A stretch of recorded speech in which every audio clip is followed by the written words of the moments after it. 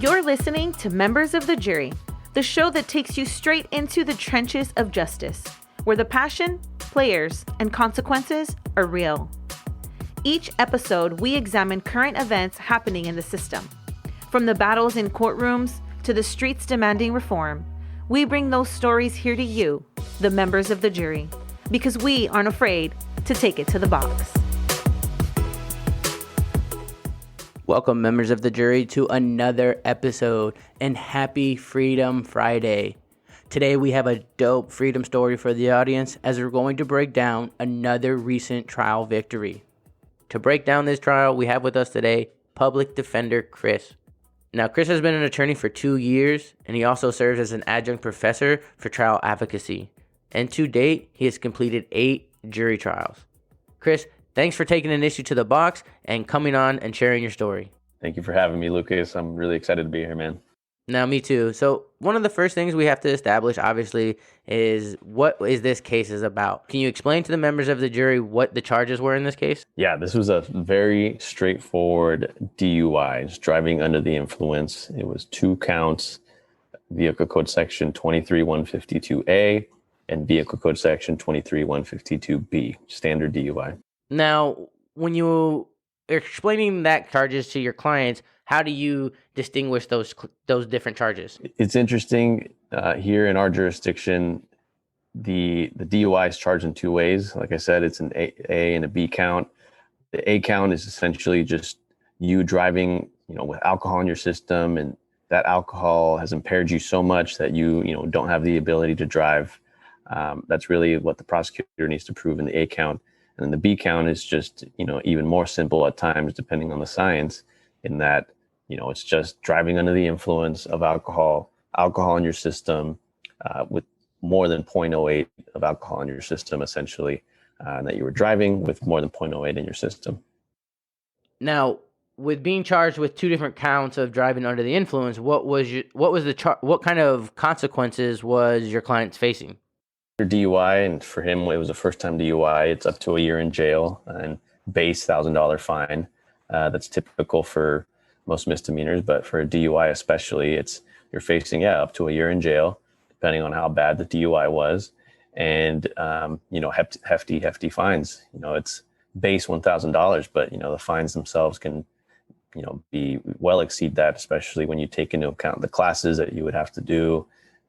The time that it takes, do all those classes, additional volunteer work, stuff like that. So, but the big thing also was, you can get up to a year in jail for something like a DUI. Oftentimes when I'm explaining to my clients the charges of a DUI and I read them, the A and the B charges, they think I say the exact same thing.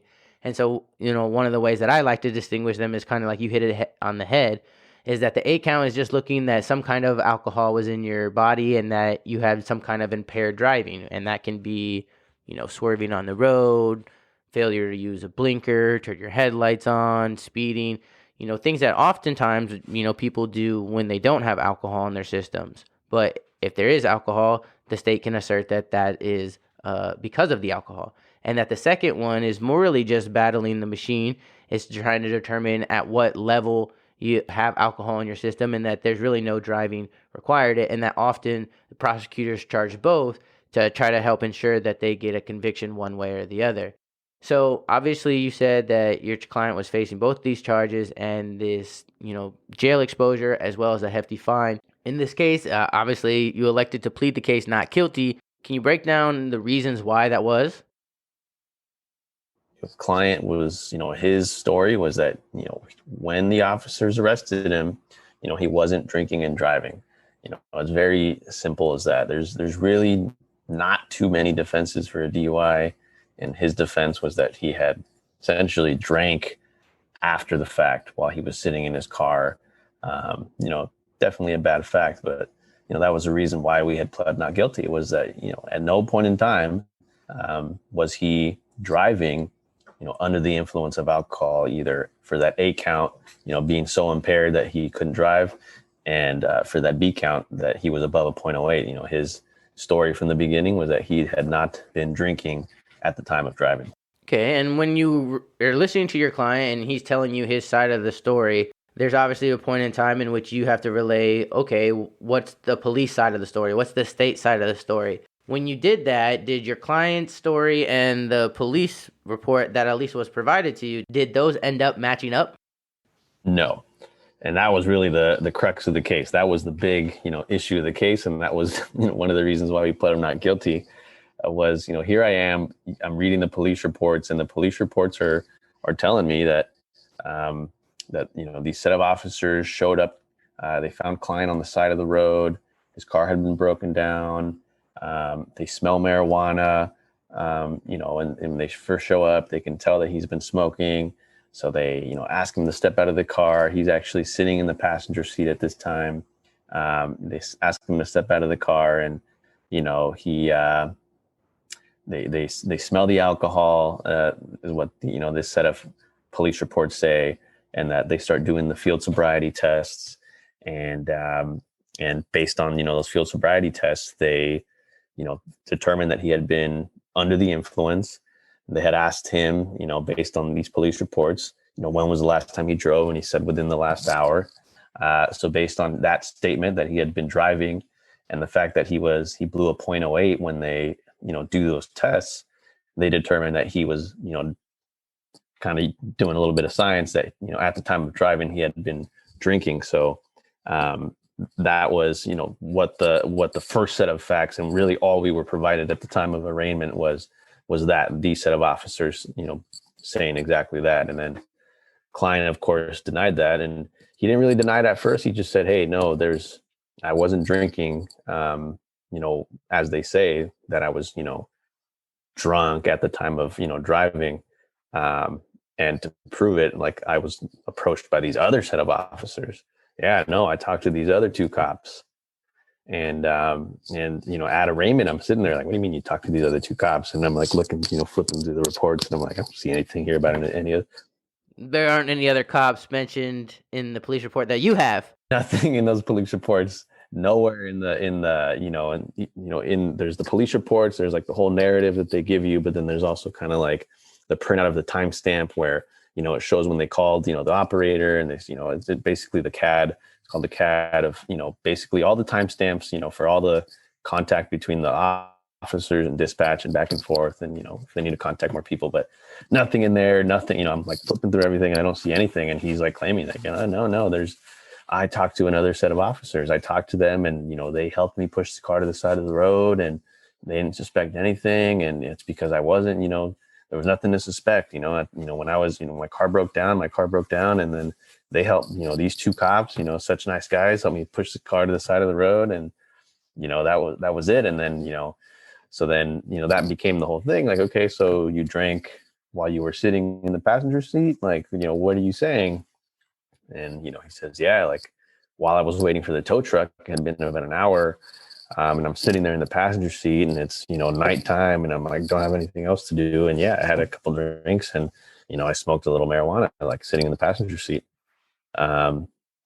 which is, of course, not a good thing, but it's not driving under the influence of alcohol, which is what he was being charged with. Those A and B counts was that he was literally, driving at the time. So, ultimately, completely set of kind of facts there. So after you get this other version of events that happen from your clients, do you have to go into any kind of investigation to basically, show that series of events actually happened? Yeah, we, immediately the case gets assigned, and we assign a investigator right off the bat. Like we had assigned an investigator literally within a day or two to the case. And really we were trying to just find out these other set of officers, and we were just at first just trying to determine that they even existed, and that the client was kind of being honest with us, and telling us the truth about these two set of officers. And then if that were the case, like, yeah, we need to get a statement. So most of our investigation was centered around trying to get as much information as we could that would show that client didn't actually to back his story, essentially. So we tried to get the statements from the officers. We try to get, cameras from, the intersection, the dash cams.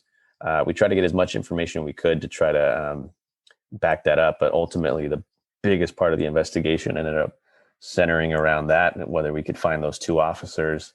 And really, our investigation didn't really, pan out at all. So, yeah, we kind of got lucky there. When you say you were able to get lucky there, how so? Well, we had been really pushing the prosecutors about this information, and telling them, hey, there's these other set of officers. Our investigator can't find anything. We literally don't have access to that kind of stuff. Like, come on, man. Like, if we eventually get a hold of this could like really make or break the case. This could be some, Brady material. This could, which is, information or evidence that could, be exculpatory or lead to a client's innocence or guilt. So, we were, kind of really pushing them like, hey, it's your duty to really get this stuff. We need to get it. We can't get it. And if it ends up coming out and it's good or bad, like that could be, very important down the road, legally important. So, eventually the prosecutors, we kind of got wind that there may have been some sort of like, system that they had that could kind of do a general sweep of, police reports or, just kind of a general area. So one of the prosecutors had mentioned if you can get like the exact time and location and, when exactly it happened, how long before the second set of officers, was, his client saying that this happened. And then, still nothing. We didn't get anything. And then maybe like a week before trial, it's still while we're like, doing our investigation, kind of wrapping things up, we get an email from one of the prosecutors, and it's just literally nothing in the email except for the attachment. And it's a statement from this first set of officers. And that kind of broke open the case from there. So once you were able to get this information, did that ultimately change the case or its path to trial, or did it stay on course and go to the box? Really nothing other than the prosecutor on the case ended up handing the case over to a different prosecutor for trial. But no, prosecutors are typically, from my experience, is that they don't really, they're pretty firm on their DUI cases. They don't really budge too much in terms of trial. It's not like if it's the police reports are there and they have enough evidence, they're still going to move forward with it. So, after we got this statement, we, showed the prosecutors and, we told them like, hey, look, this is big. This is reasonable doubt. This is, this shows that, there was these other set of officers that clearly spoke to him and were having face-to-face conversations with him. And literally we're like almost inside of his car, helping him push it to the side of the road. So, you guys, really should, think about this. And actually, as I'm thinking about it now, the day of trial, they did offer a last minute offer, which was a wet reckless. And I mean, you can, if you want to explain that, it's just almost like a reduced charge of a DUI. Yeah, basically it's just what's called a lesser included offense, and it just, as far as it looks on your record, it's very similar, and the only benefit is, slightly less consequences in the long term. But if the ultimate goal and theory of the case is that, I wasn't operating the car at a point in time or in a way that made it illegal, I'm not going to accept any kind of plea. And so it sounds like, obviously that wasn't suitable.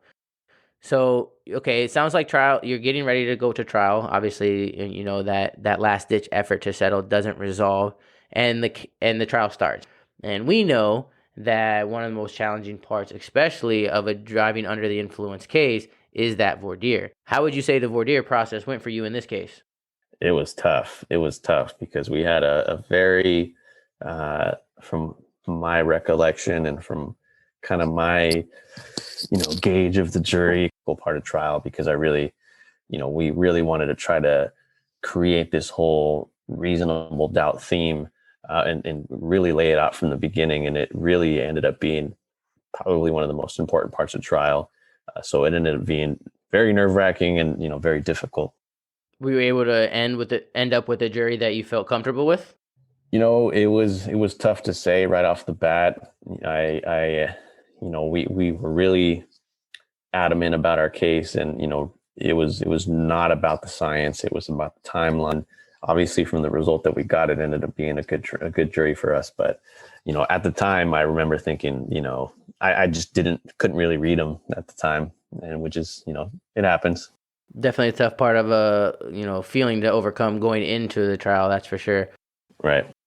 Well, one of the first, again, so you pick your trial, and you and the prosecutor have an opportunity to deliver your opening arguments. And from what it sounds like is that, the prosecutor is arguing that, we had a pair of officers show up, make contact with this individual who admitted that he was recently driving the car and that they had some detection of alcohol. They ran their preliminary test and then were able to conclude that, at least at that time, he had an illegal amount of blood alcohol content.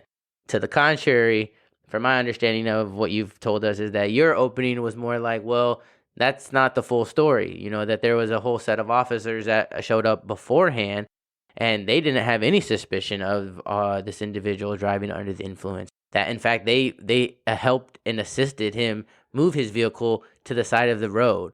And it's an unclear as to what the even amount of time was that passed between the contact with the first set of officers and the second set of officers. Is that a pretty good recap? Pretty spot on.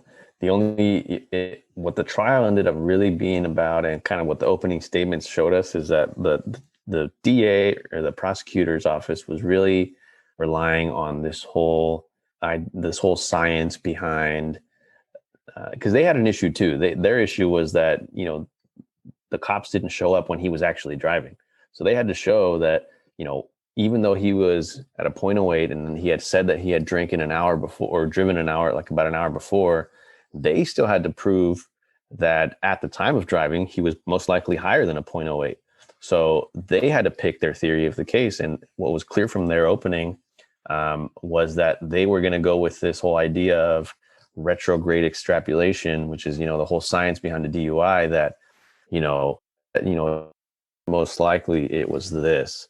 So when we found out that the jury, that the DA or the prosecutor's office was going to go with such a hard stance and say, the science shows this, we kind of went with this, reasonable doubt about, like, hey, no, it's not about these tests. It's about the timeline, and that they're not going to be able to show you that actually at the time of driving that he was under the influence. And then look, we have these set of officers that are going to testify on behalf and kind of even, sprinkle more doubt and show us that, like, look, that's not the complete story. And their story of the science showing that it should be this.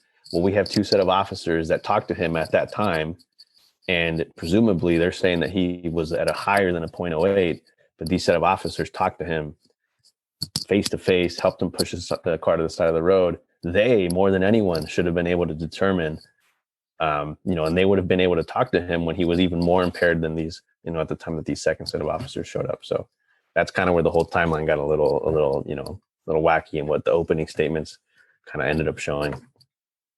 Prosecutors sure do love to use that retrograde extrapolation because, they get to put an expert and most oftentimes a doctor on the stand that say that they have, a scientific formula and a mathematical equation that they can use this algorithm for and, give us an estimated guess as to what the thing is. And one of the challenges always coming, like, is this estimated guess enough to prove reasonable doubt? And that's why oftentimes when you have blood alcohol contents that are in real close proximity to the legal limit, like, you always have to call into question whether or not that is sufficient to overcome the burden. So it sounds like, after you guys got into your openings, that their case started and they're calling their evidence and they're starting their evidence. Was there anything that you noticed that was interesting about the way in which they presented their evidence, or the order in which they called their witnesses? It was they called 4 witnesses, and the big kind of elephant in the room was whether the prosecution, who's going first, they're the ones that put on their evidence first, they present their case in chief. So, we were wondering whether they were going to even mention these first set of officers, and they ended up not mentioning them at all. When we got to trial and the actual evidence started coming out and the witnesses were being called, the prosecutor only called 4 witnesses. They called the 2 set of officers, or the set of officers that showed up and actually arrested the client. And then they put on basically 2 scientists, one to kind of read the results of the blood results and say, like, to testify, yeah, this was his chemical test at the time of at the time of the test, and I was the one that administered the test. So that was the first person that they brought in, and then they brought in this scientist, DUI expert, who could talk about the science behind retrograde extrapolation and to show that what his they were trying to show what his actual BAC was, and ultimately that ended up being probably one of the most damaging part of their cases in chief was that retrograde extrapolation expert that they brought in. Okay, so the prosecution ends up calling these 4 witnesses, and obviously, as you mentioned, the elephant is the room, and where you want to elicit a lot of your facts from are from officers that they did not call. What would you say about the cross-examinations that you did do on the 4 witnesses that they did present? Examinations, all of them were pretty short, and that's typical when, if you have a theme of your case and a theory of your case that is really, that you're sticking to. One of the things that I've kind of learned through the trials that I've done is that you really don't want to be asking questions that don't go towards your theme and your theory of your case. You really want to be keeping them. If you're on cross-examination and you're asking stuff that has nothing to do with the theory of your case, you're just going to lead the jury in the wrong direction. So we wanted to keep these crosses very short, and really only our theme was, and our theory was kind of together, was that this wasn't about the time, or this wasn't about the test, this was about the time. So when we were on cross-examination, it was really that in the back of our mind. And so when we were, for example, talking to the cops and cross-examining the cops, it was questions surrounding the whole timeline. Like, hey, officer, like, you weren't the set of officers that you weren't there when the officer, or when the client his car first broke down, correct? No. You weren't there when you didn't actually help him push his car to the side of the road. No.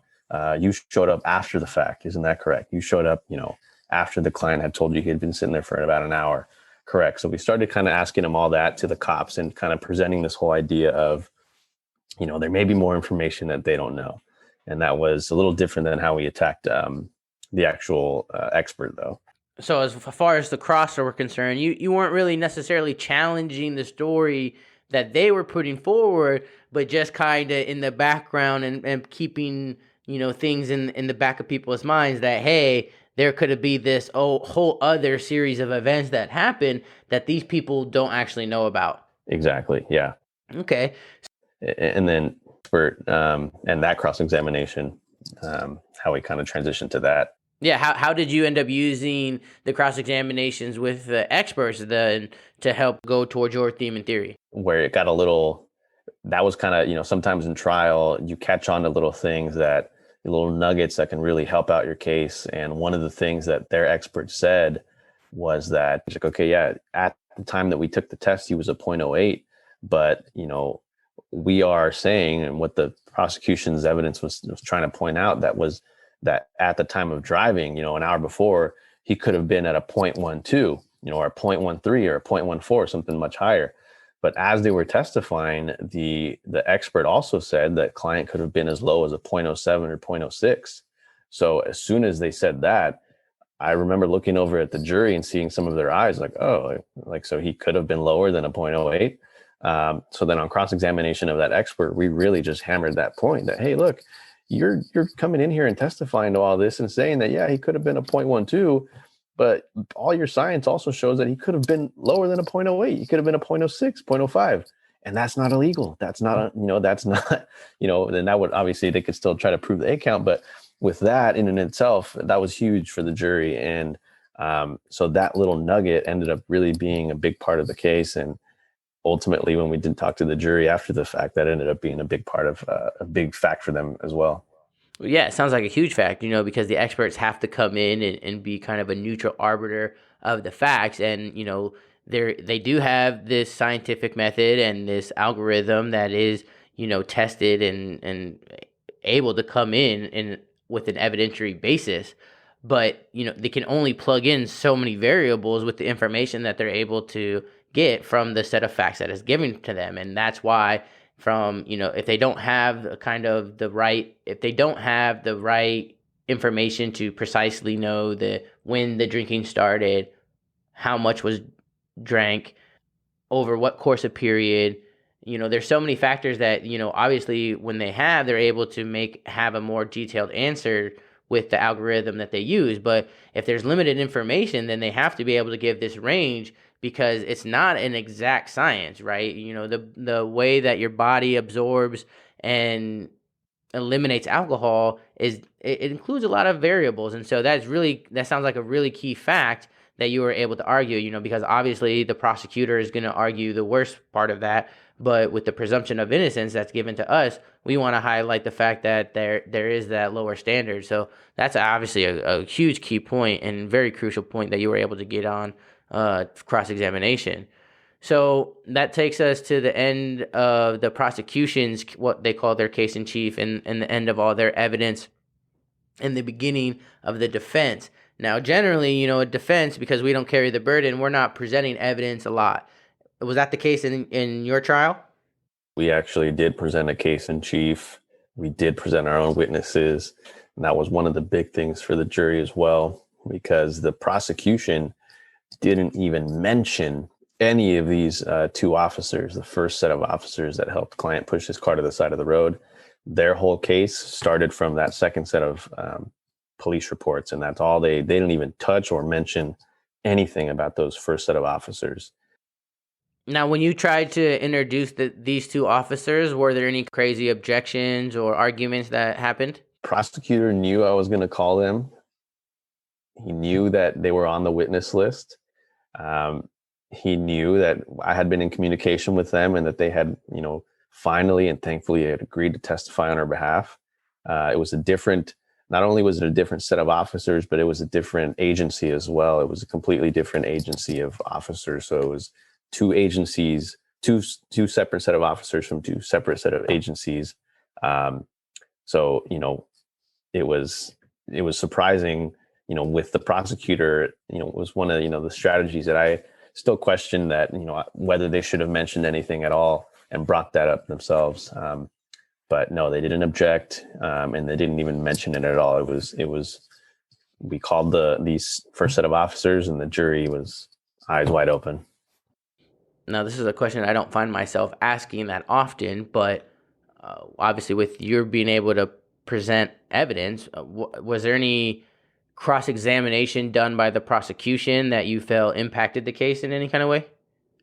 I thought the prosecutor did a phenomenal job on cross-examination. He's actually, he did a really good job of trying to still show that he was really attacking the facts about whether, how close these two officers really were to client, and whether they actually did get a good look at him, and whether, they were mainly concerned with the car, or were they mainly concerned with the client, because he conceded through his questions that, yeah, these officers did help client push the car to the side of the road.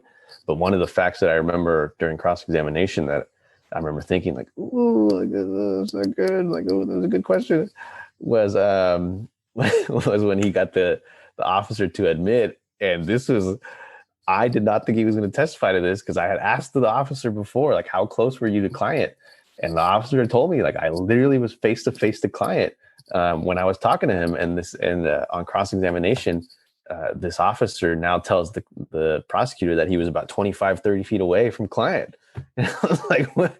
Wait. So I remember looking at the jury, like, what do you, no. So then when I had got back on redirect, I was really trying to, hammer that, like, wait, well, isn't it true that you actually talked to him at one point and were like face to face with him? And he kind of tried to, still stick to his statement with the prosecutor, but he also kind of admitted, like, yeah, no, I was closer to that. I was 25 to 30 feet at first when, we were first pushing the car. But eventually, no, I did, come close to him. And Yeah, like hats off to the prosecutor, because that really had me sweating at that point. It wouldn't be trial without a what the fuck moment. So, it had to come from somewhere. Exactly. Okay, so you were able to get through that though. You were able to get both the officer's story in, and now your picture that you're painting for the jury about, hey, there was this other series of events that really impact your decision as to what they're trying to argue here. That comes in.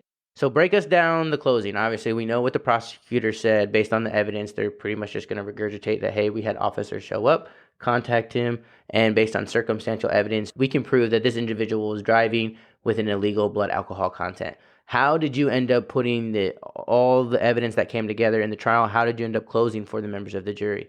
The closing was, again, we were attacking like two things that based on what happened at trial, based on what came out at trial. The first thing, and that we were really, really, really harping on it during closing arguments, was the fact that their expert got up on the stand and admitted that the client could have been below a 0.07 or below a 0.08. So their whole theory was that, they had to argue, and what their closing argument was, and when I say they, I mean the prosecution, was that client was like a 0.12 or a 0.13 when he was driving and when his car first broke down, and that his car broke down was a result of him being drunk. So like they literally had to argue that based on their expert and based on the evidence, that client was most likely between a 0.12 to a 0.13. So then on our closing argument, I get up there and I'm attacking that, and I'm saying, oh, look, they had their own expert told you, that he could have been a 0.07, he could have been a 0.06. You're trying to prove, you're trying to find guilt beyond a reasonable doubt, or whatever, make your decision beyond a reasonable doubt, and that's clear reasonable doubt that their own expert is telling you that he could be below a 0.08. So that was that first thing that we were really attacking. And then the second, really argument that we were making was this set of officers, that if they're saying that he was a 0.12, 0.13, and that he was so drunk that he couldn't, his car broke down, then why didn't look, there's this first set of officers that talked to him, that helped him push his car to the side of the road, that helped, that talked to him face to face. One of them was basically in the door jamb, helping push the car right above client and didn't smell anything. So if the prosecution's getting up here and claiming that he was a 0.12, 0.14, and this was the funny part about it, because we are, as defense attorneys, we're always hammering the cops and saying like, oh, they not enough training, and and we're really hammering them. But this time I'm like, oh, and this is, two trained officers come in here and they didn't suspect a thing with like years and years of training, and they didn't even suspect a thing. Like, come on, members of the jury, like, you think these like trained officers, like who've probably done hundreds of arrests, like for DUIs, like they would miss something like that? And like, so that was ended up like being like kind of funny. During the closing argument, like we found ourselves arguing for the cops, which is, complete opposite of what we typically do on a day-to-day basis. Hey, we don't pick the facts. We just argue what we have, So the closing finished and the jury gets summoned to the jury room for them to deliberate. Do you recall how long they were out for? They were out for a day. They came back. We closed probably like around like 1. It was probably like 2:30 in the afternoon on like a Thursday, and then they deliberated up until the end of the day, and then they came back the next day, probably with the verdict like around 10 o'clock. And we got a call saying like, hey, we got a verdict, come down to the.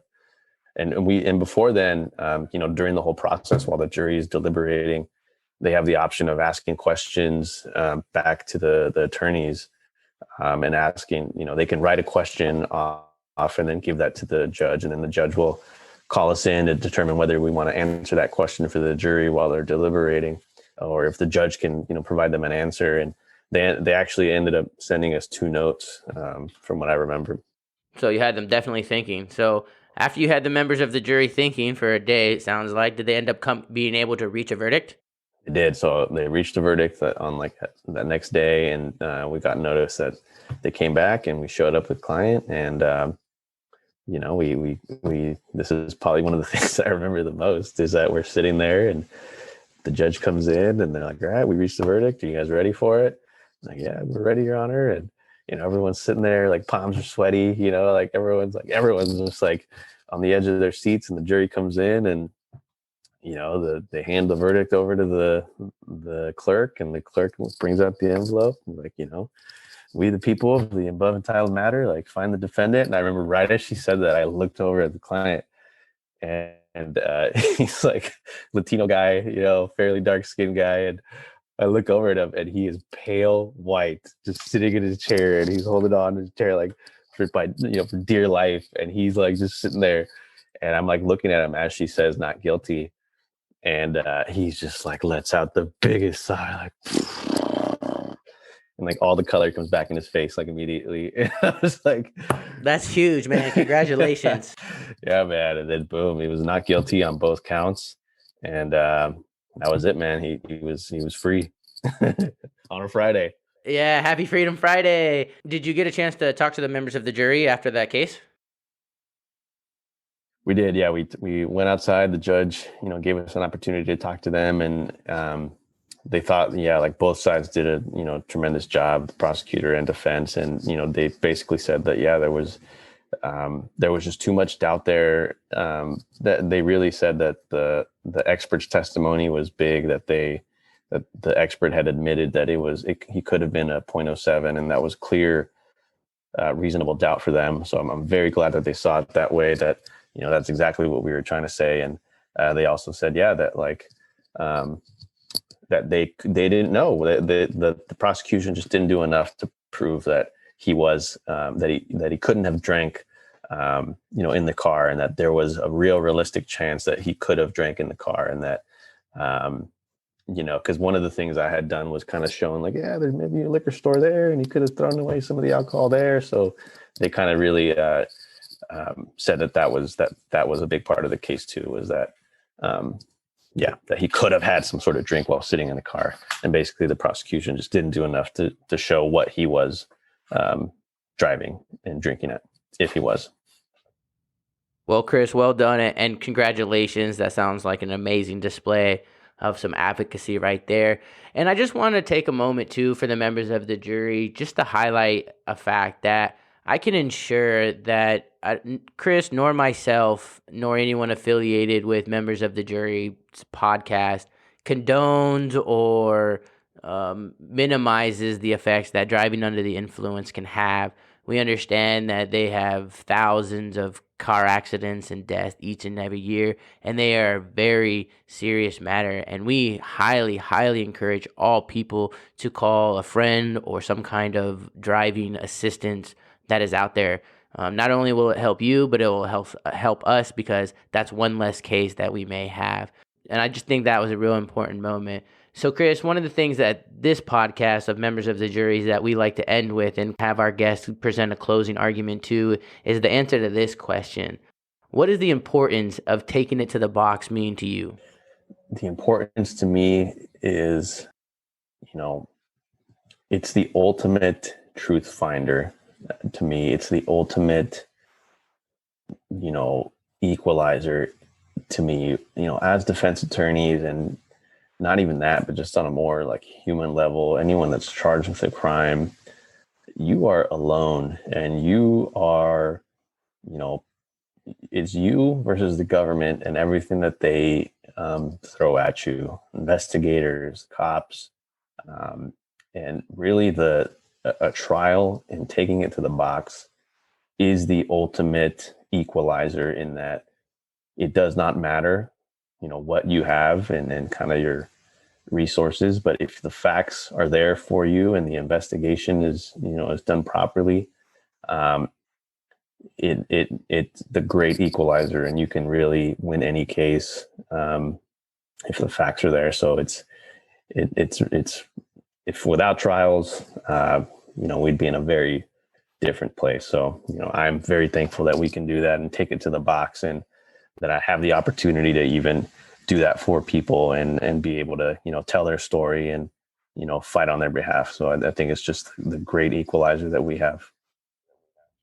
I think it's definitely fair to say that because of the existence of trials, we can say that there's way less, or at least there are less in general injustices that I think are occurring than if there were no trials and we all were just at the mercy of, the prosecutorial agencies and governments out there. So, Chris, again, I wanted to congratulate you. Thank you so much for coming onto the show. We hope you continue to take matters to the box. And anytime you want to come back and share one of those stories, we're happy to hear you. So thanks again. Yeah, thank you for having me. This is awesome. Doing great things, man. Thank you.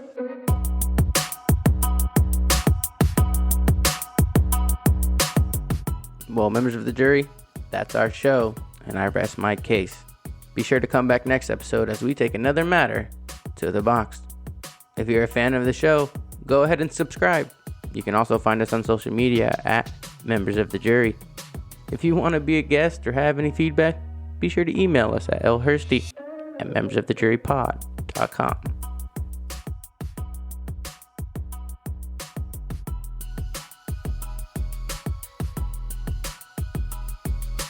The information in this podcast is provided as general reference work as a public service. The audience is advised to check for changes to current laws and to consult with a qualified attorney on any legal issue. The use of this material does not create an attorney-client privilege in any fashion with the podcast, the host, or the guest. This information is for educational purposes only, and no one affiliated with the podcast may be held liable for any decision made based on this information.